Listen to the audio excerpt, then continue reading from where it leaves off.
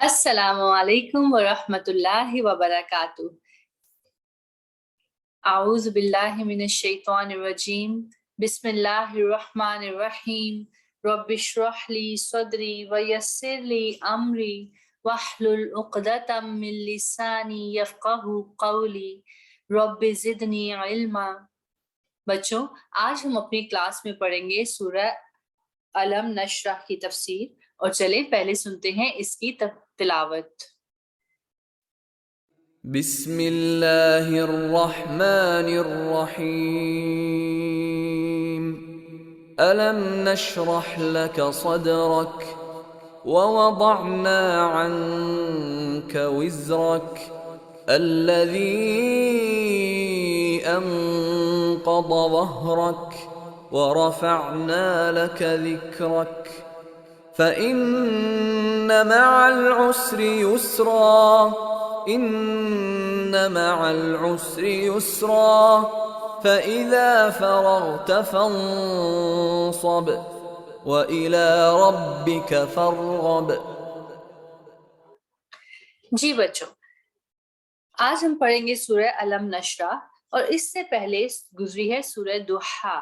سورہ ضحیٰ میں اللہ تعالیٰ نے کچھ بلیسنگز کا، کچھ گفٹس کا ذکر کیا جو انہوں نے اسپیشل حضرت محمد صلی اللہ علیہ وسلم پر کیے۔ تو اس سورت علم نشرح میں بھی ڈائریکٹ ایڈریس حضور صلی اللہ علیہ وسلم سے ہے، اور اللہ تعالیٰ نے اپنی کچھ اور گفٹس یعنی بلیسنگز کا ذکر کیا ہے۔ تو آئیے دیکھتے ہیں وہ کیا ہے۔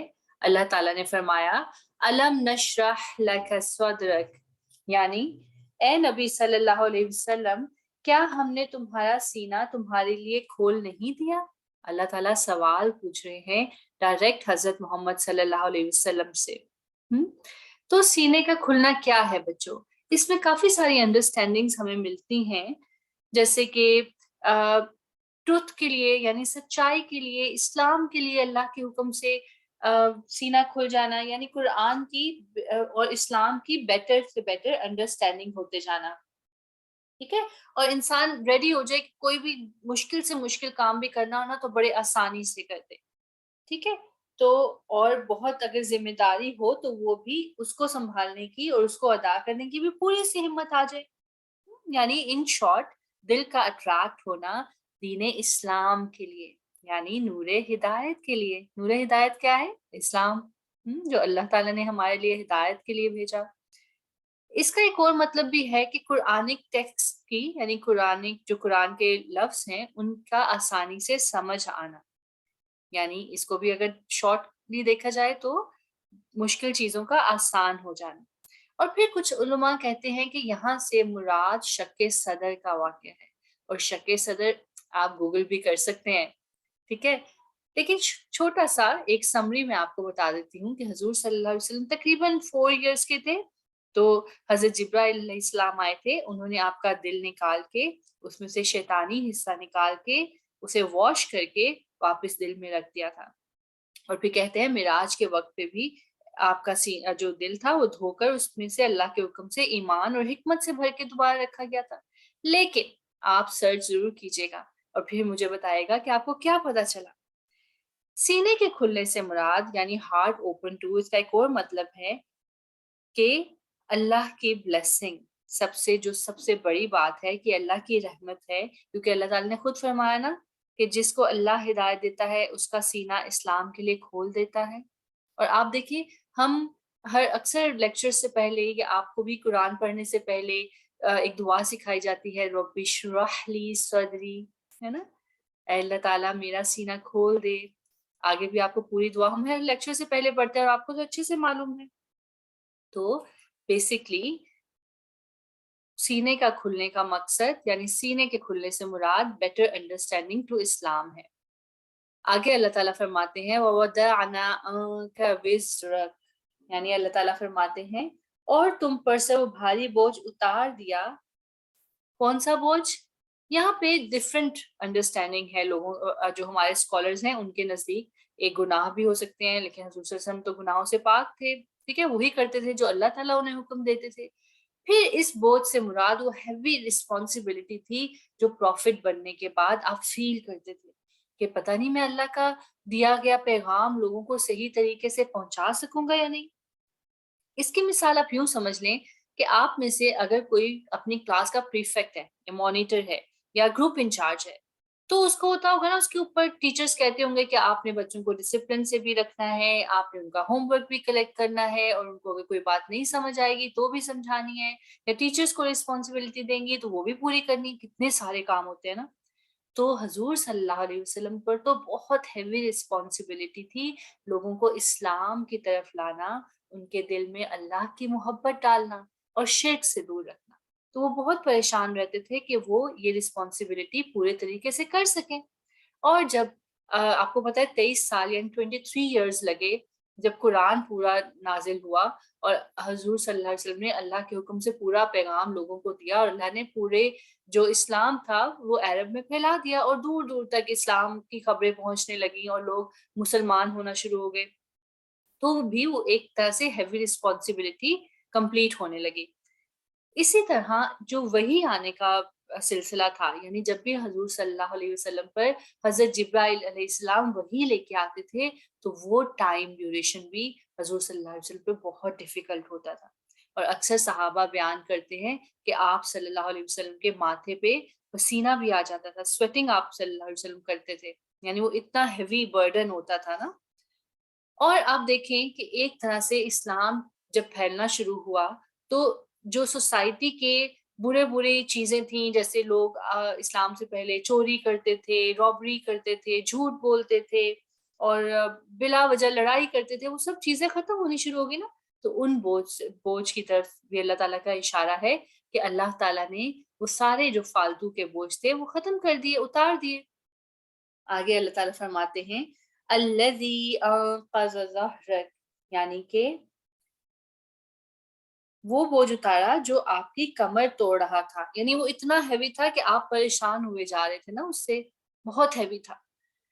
پھر اللہ تعالیٰ نے فرمایا وَرَفَعْنَا لَكَ ذِكْرَكَ، یعنی اور تمہاری خاطر تمہارے ذکر کو بلند کیا۔ اس کا کیا مطلب ہوا؟ یعنی آپ دیکھیں کہ جب بھی اذان میں اللہ اکبر یا اللہ کا ذکر کیا جاتا ہے تو ساتھ میں ہی حضور صلی اللہ علیہ وسلم کا بھی ذکر ہوتا ہے۔ اور آپ دیکھیں پوری زمین جو ہے، ہمارا گلوب جو ہے، اس میں ہر وقت کسی نہ کسی جگہ پر اذان کی آواز بلند ہو رہی ہوتی ہے، اور اللہ کے نام کے ساتھ ساتھ وہاں پہ حضور صلی اللہ علیہ وسلم کا نام بھی بلند ہو رہا ہوتا ہے۔ نمبر 2 جو اس کی انڈرسٹینڈنگ ہے وہ یہ ہے کہ نماز میں ہم درود ابراہیمی پڑھتے ہیں، تشہد میں اللہم صلی علی محمد، یاد آیا؟ تو یہ بھی اس کا مطلب ہے۔ اور نمبر 3 چیز یہ، حضور صلی اللہ علیہ وسلم کا ذکر ایسے بھی بلند ہوتا ہے کہ ہم جو سارے فالوورز ہیں وہ سنت پر عمل کرتے ہیں، اور سنت پر عمل کرنا ایک بہت اچھی چیز سمجھا جاتا ہے، ایک بلیسنگ ہے، اور سنتوں پہ عمل کرنے کا ریوارڈ بھی بہت ہے، اس طرح بھی حضور صلی اللہ علیہ وسلم کا ذکر بلند ہوتا ہے۔ آگے اللہ تعالیٰ نے فرمایا فَإِنَّ مَعَ الْعُسْرِ يُسْرًا، کہ تنگی کے ساتھ فراخی ہے، یعنی آسانی ہے۔ اب آپ دیکھیں یہاں پہ آیا ہے for indeed with hardship will be ease، with کا ذکر آیا ہے، after نہیں ہے، یعنی تنگی کے ساتھ آسانی ہے۔ جیسے آپ اس کو ایسے لیں کہ جیسے آپ کسی کلاس میں، جیسے اب فائنل ایگزامز ہو گئے، اب بچوں کی نئی کلاسز شروع ہو رہی ہیں، تو کتنا مشکل لگتا ہے نا کورس، اگر آپ سیکنڈ کلاس سے تھرڈ میں آئے ہیں، تھرڈ سے فورتھ میں گئے ہیں یا آگے بھی، تو آپ کو مشکل لگے گا نا ایک نیو کلاس کا سلیبس۔ لیکن جیسے جیسے آپ پریکٹس کرتے جائیں گے اس کے ساتھ ساتھ آپ کو آسانی ہوتی جائے گی، جیسے جیسے میتھس کی ایکسرسائزز کرتے جائیں گے آپ کی بیٹر انڈرسٹینڈنگ ہوگی اور آپ کو وہ آسان لگنی شروع ہو جائیں گی، ہے نا؟ جیسے کہ ایک پلانٹ جو زمین سے نکلتا ہے، وہ اپنے بیج میں سے بھی اللہ کے حکم سے اس کا وہ پلانٹ کی سٹیم نکل رہی ہوتی ہے، اور پھر اس نے زمین کے اندر سے بھی نکلنا ہوتا ہے نا اللہ کے حکم سے، تو ساتھ ساتھ یہ کام ہو رہے ہوتے ہیں اور پھر وہ آ کے بلوم کرتا ہے۔ تو بچوں اللہ تعالیٰ نے فرمایا اِنَّ مَعَ الْعُسْرِ يُسْرًا، اللہ تعالیٰ نے دوبارہ تاکیداً کہا ہے کہ بے شک تنگی کے ساتھ آسانی ہے۔ اور آپ کو پتہ ہے ہمیں سنت سے پتہ چلتا ہے کہ جب بھی اللہ تعالیٰ کچھ قرآن میں آیات ایسی ہیں جن کا جواب ہمیں سکھایا گیا ہے، جیسے یہ آیت ہے نا اِنَّ مَعَ الْعُسْرِ يُسْرًا، تو اس کا جواب جب بھی ہم یہ آیت سنیں تو ہمیں دینا چاہیے اس کا جواب اللہم یسر ولا تعسر، یعنی اے اللہ آسانی کرنا اور تنگی نہ کرنا۔ تو آپ بھی یہ جواب ضرور یاد کیجئے، اللہم یسر ولا تعسر۔ جب بھی آپ سنیں ان مع العسر یسرا، آپ پڑھیں اللہم یسر ولا تعسر۔ آگے اللہ تعالیٰ نے فرمایا فَإِذَا فَرَغْتَ فَانصَبْ، یعنی جب تم فارغ ہو جاؤ، بس جب تم فارغ ہو جاؤ تو عبادت کرنے لگو۔ اللہ تعالیٰ نے کرنے کا کام بتا دیا کہ جب بھی کوئی کام کمپلیٹ ہو جائے، یعنی جیسے حضور صلی اللہ علیہ وسلم نے اپنی نبوت کی رسپانسبلٹیز پوری کریں تو کرنے کا کام کیا ہے کہ اللہ کی طرف متوجہ ہو جائیں، یعنی عبادت میں لگ جائیں۔ یہاں پہ فنسب کا کیا مطلب ہوا؟ فکس یور سیلف، یعنی جو دیکھیں نا، اگر آپ کا کوئی ایگزام ہوتا ہے، ٹھیک ہے، تو آپ تھوڑا سا ریلیکس کرتے ہیں، اپنے آپ کو ٹھیک کرتے ہیں، انرجائز دوبارہ اپنی انرجی کو ری بوسٹ کرتے ہیں اپنے آپ کو، اور پھر دوبارہ سے محنت پہ لگ جاتے ہیں۔ اللہ تعالیٰ نے بھی یہی کہا کہ جب بھی آپ فارغ ہوں تو پھر دوبارہ کام پہ لگ جائیں، یعنی دوبارہ عبادت میں لگ جائیں، اپنے آپ کو ریچارج کریں۔ تو آپ کا کیا پلان ہے؟ جیسے کہ ہماری یہ کلاسز اب اینڈ کی طرف جا رہی ہیں، آئی ہوپ انشاءاللہ ہوپ فلی آپ نے اچھی اچھی چیزیں سیکھی ہوں گی، اور ان کلاسز کے بعد آپ نے قرآن کو بند نہیں کرنا، بلکہ پلان ابھی سے بنائیے کہ آپ نے قرآن کی لرننگز کو کنٹینیو کرنا ہے، جو سیکھا ہے اس پہ عمل کرنا ہے اور نئی نئی چیزیں سیکھنی۔ یہ تو صرف ایک ٹریلر تھا، ابھی تو بہت ساری چیزیں باقی ہیں جو اللہ تعالیٰ نے آپ کے لیے قرآن میں رکھی ہیں، تو اس کو سرچ کرنے کا، ان کو ڈھونڈنے کا اور ان پہ عمل کرنے کا پلان آپ ابھی سے بنا لیجئے۔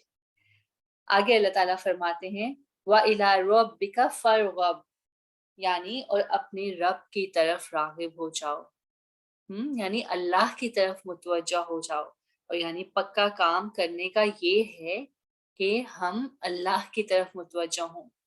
بچوں کوئی بھی کام کر لیں، اس کی نیت تو ہم کرتے ہیں نا کہ اللہ کے لیے ہے، ہر اچھا کام کرنے سے پہلے ہم نیت کرتے ہیں کہ اللہ کے لیے ہے۔ پھر جب کام کمپلیٹ ہو جائے تو اس کے اچھی طرح کمپلیٹ ہونے پہ اللہ کا شکر بھی کرنا ہے اور واپس اللہ کی طرف ہی متوجہ ہونا ہے۔ تو اس بات کا خیال رکھیے گا۔ اگلی کلاس میں آپ سے ملاقات ہوگی۔ السلام علیکم ورحمۃ اللہ وبرکاتہ۔